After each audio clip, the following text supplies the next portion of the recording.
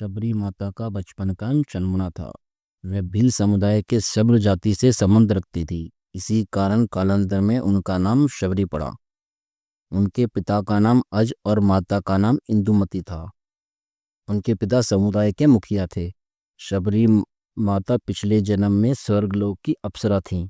देवराज इंद्र के किसी समारोह में जब भगवान विष्णु का आगमन हुआ, तब उन्हें उनके स्वागत में तत्पर रहना था, लेकिन वह भगवान विष्णु को आसक्ति से देखती ही रह गई। जब देवराज इंद्र को पता चला तो उन्होंने शबरी को श्राप दे दिया कि वह मनुष्य योनि में एक अधम जाति में जन्म ले। फिर उनका जन्म मनुष्य योनि में धरती पर शर्मनाक के रूप में हुआ। जब शबरी बड़ी हुई तो उनका विवाह होना तय हुआ और भील समुदाय में जब भी किसी का विवाह होता था, वह 100 जानवरों की बलि दी जाती थी। शबरी बहुत ही निर्मल हृदय की थी। जब उन्हें पता लगा कि मेरे कारण 100 जानवरों की बलि दी जाएगी, तो उन्होंने बहुत बुरा लगा। उन्हें फिर कबीला छोड़ने का निर्णय लिया। उन्होंने सोचा, अगर मैं यहाँ रही तो मेरा विवाह होगा, और आज नहीं तो कल यह जानवर मेरे कारण मारे जाएंगे।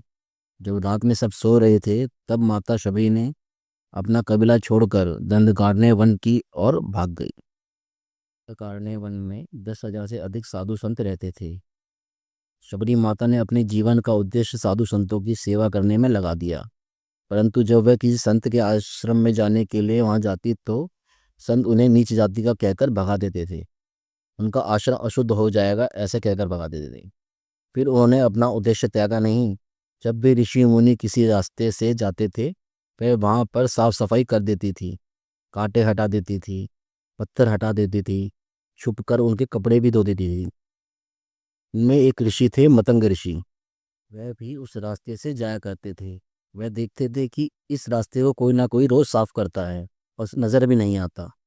एक दिन वह प्रातः काल जल्दी निकले, तब उन्होंने देखा कि एक स्त्री रास्ते को साफ कर रही है। जब उन्होंने शबरी से पूछा कि वह ऐसा क्यों करती है, तब उन्होंने मतंग ऋषि को अपनी पूरी कहानी सुनाई।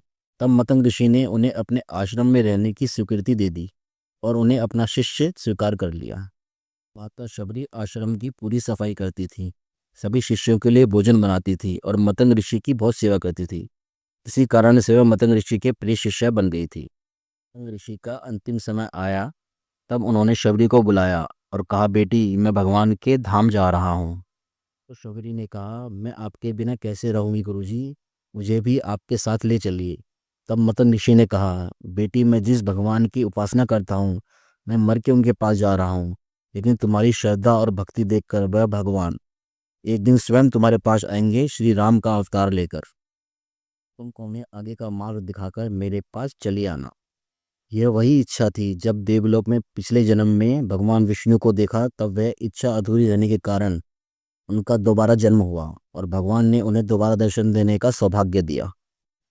उसके बाद माता शबरी भगवान राम के इंतजार में रोज आश्रम को फूलों से सजाती, उनके स्वागत के लिए रोज मीठे मीठे फल तोड़कर लाती और उन्हें चक्कर रखती भगवान को खिलाने के लिए। वह रोज यही दिनचर्या करती और भगवान का इंतजार करती। कई वर्ष बीत गए शबरी माता को इंतजार करते करते। अब उनकी अवस्था बुढ़ापे की आ चुकी थी। सभी उनको पागल समझते थे, लेकिन शबरी माता जानती थी उनके गुरुदेव के वचन झूठे नहीं हो सकते। अपने गुरु पर श्रद्धा करते हुए वह भगवान राम का इंतजार करती रही।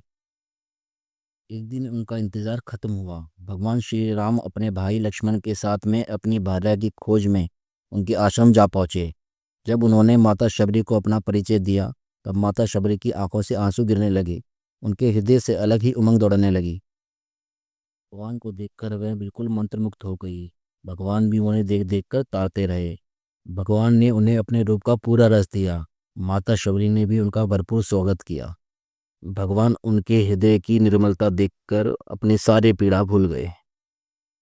भगवान ने उनके भाव से भरे झूठे बेर खाए और ये भक्त के हृदय का भरपूर आनंद लिया।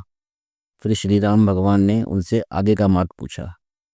फिर उन्होंने भगवान से नवदा भक्ति के बारे में वर्णन करने को कहा।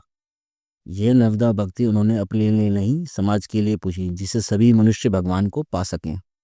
फिर उन्हें लेने के लिए एक दिव्य विमान आया और वह भगवान के धाम चले गई। क्यों, जब भी भगवान किसी से प्रसन्न होते हैं, उनका हृदय देखकर, उनकी भक्ति देखकर, तब वे उसे अपने आनंद रस प्रदान करते हैं।